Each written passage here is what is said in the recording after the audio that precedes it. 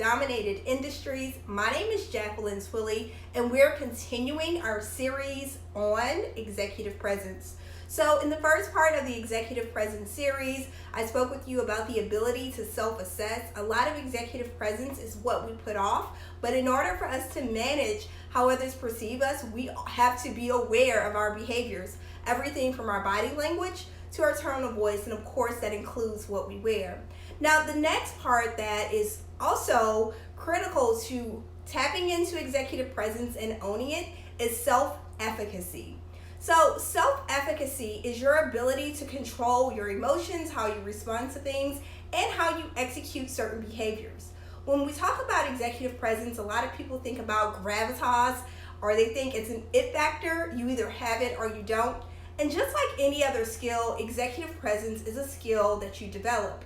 Now, for women leaders, one of the things, a term that has become common that is counter to having strong executive presence is the imposter syndrome.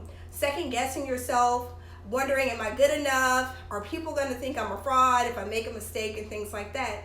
Well, you got to throw that out of the window if you're going to have executive presence, because executive presence in part is your confidence, and your confidence is built through self-efficacy, okay? So that ability to really tap in and to be aware of everything around you and to understand which behaviors you need to exert in that moment.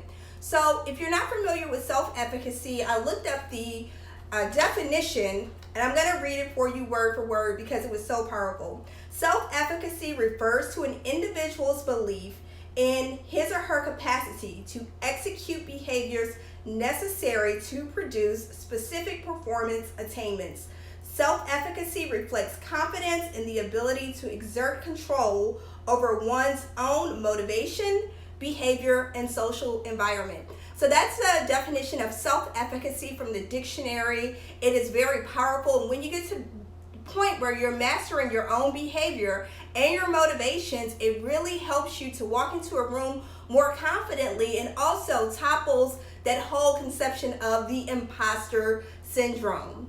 So I'll have another video for you coming in this series on executive presence. Again, this is for women leaders who work within male-dominated industries. My name is Jacqueline Twilley, and until next time, emulate excellence and eliminate excuses.